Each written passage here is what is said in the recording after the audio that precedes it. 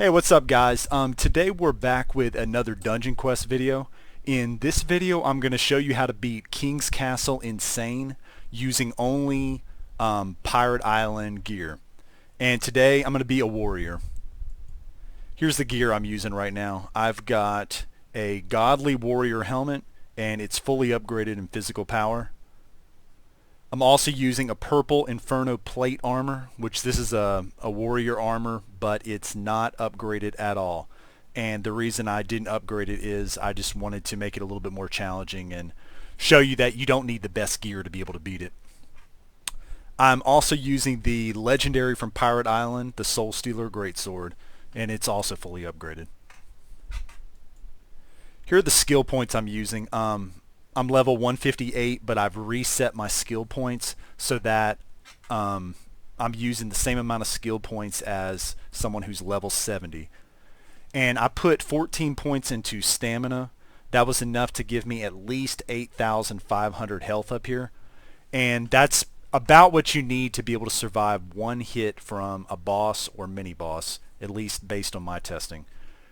Typically, if you're trying to do hardcore mode, which is where you can't die, if you're trying to do hardcore mode or you're playing with a team, you usually want to be able to survive 2 hits from a boss. But it would require too many stamina points, something like 45 stamina points or something like that, for me to get my health up to 17,000 with this pirate gear, so that's why I didn't do that. So right now I'm going for at least 8,500 for Insane, and for Nightmare you need about 30,000 to be able to survive 2 hits.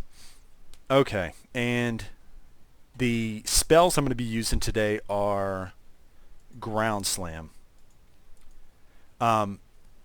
Those are extremely overpowered right now, and it's the easiest way to beat King's Castle. Alright, I think that's pretty much it. Let's get started.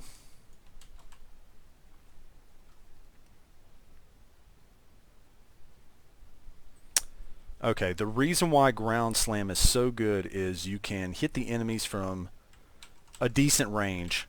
So pretty much what I'll do is I'll come at the enemies pretty much straight on. As soon as I see their names light up, I'll go sideways and then throw a Ground Slam down. As you can see, you can take them out with basically just one Ground Slam, so it's very powerful. Occasionally the Ground Slam will miss some of the enemies, so just be expecting that, like it missed that one.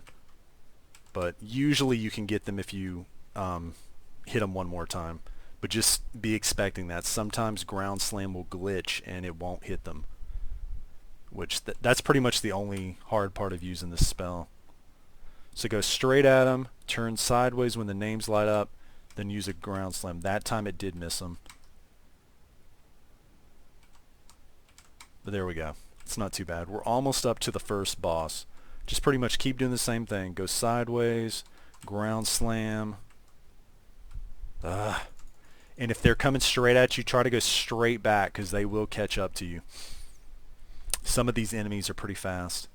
If you're trying to like turn sideways and stuff like this, they'll usually catch up to you. Alright, here's the first boss. The first mini boss.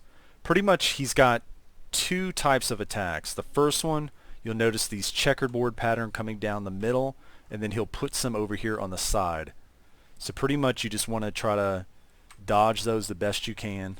Then he puts that circle right there. I like to come up and hit him. It's a little bit dangerous to do this, so I don't know if I'd recommend it. Okay, he's almost beaten, but I just want to show you a little bit more. So now he's going to put the checkerboard pattern in the middle after this. So I'm just waiting for a second. So just basically just try to dodge. I'm using shift lock. I highly recommend to use shift lock in Dungeon Quest. So he'll pretty much do the checkerboard pattern on the side and then in the middle, and he'll keep alternating between those two. So pretty much just always be watching the floor. If you're watching the floor, you'll probably be able to dodge them. Okay, I think that's good. Let's go ahead and take him out. A lot of people die there, but pretty much just, I don't know, you'll get good at dodging after you play this game a while, especially if you're trying to do stuff solo. Now for this part here, this room's a little bit tricky. You've got enemies on each side of the room, up here and over here. So what I normally like to do is I'll come straight up the middle, then head to the left a little bit, fire one ground slam, and then fire one on the other side. And that time it missed this one. So just go straight back. Hopefully we'll get him the next time. And we did. Okay, then just come up. Be careful. Never come straight at a mage because they'll hit you with their lasers. So whenever you're coming at them and they haven't fired in a while, just kind of go at an angle to them so that way you can dodge their lasers. All right, here's the second boss. Now this boss, I remember when I first played this boss is very intimidating, and a lot of people are afraid of playing against this boss, but it's not too bad usually if you're careful. Pretty much come in, try to stand in the middle, and just dodge left and right. He'll pretty much throw that line out. It's easier said than done, but it just takes some practice. Pretty much just always be watching the ground here and anticipate. He'll pretty much throw those down.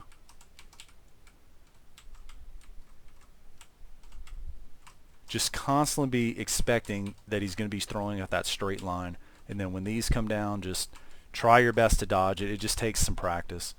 Alright, we were able to beat him. Pretty much, I'll normally just try to stay about this distance from him and just be kind of moving around a lot. And as soon as I see the lines come down, I'll try my best just to dodge it the best I can. But pretty much, it just takes some practice. You'll just have to get used to kind of how he puts out his attacks. But it is dodgeable. It is random, but as you can see, I didn't get hit just then, so it is possible to beat that solo. Okay, and that part there, they give you a long walk, and I think it's so that you have time to heal up before you get to the next enemies. So go sideways, ground slam them, and again, as soon as their names light up, go sideways. Oh yeah, this one doesn't have any mages, so you don't have to worry about dodging the mage laser. Okay. Now we're almost to the final boss. We've got one more room here.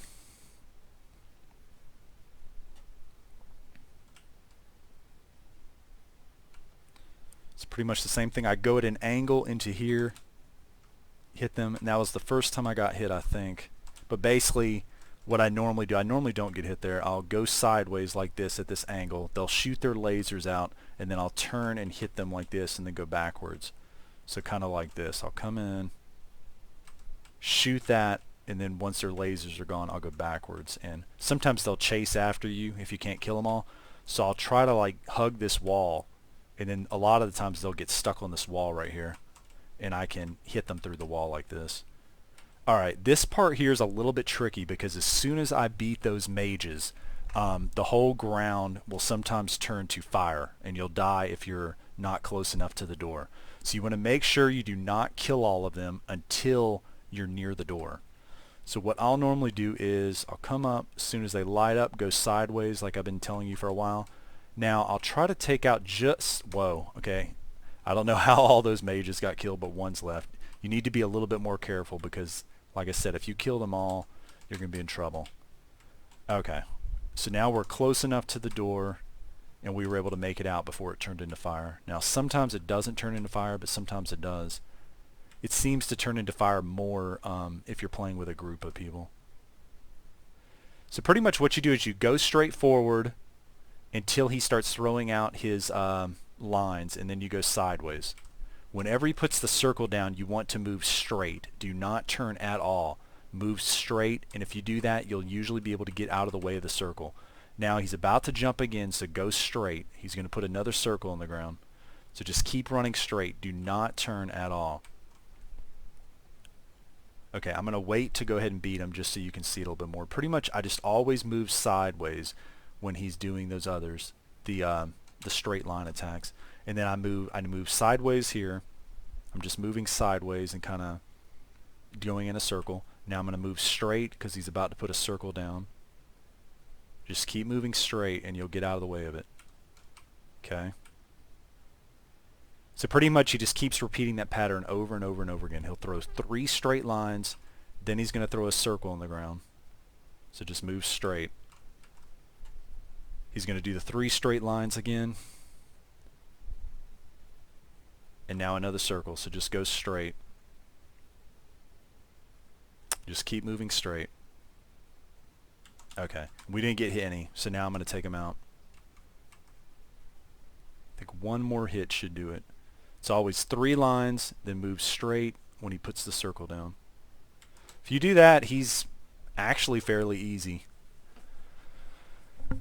Okay, I think that's pretty much it. If you like this video, please give it a thumbs up. And if you haven't subscribed yet, please subscribe. I'm going to be doing a bunch of Dungeon Quest videos. All right, thanks a lot, guys. See you next time.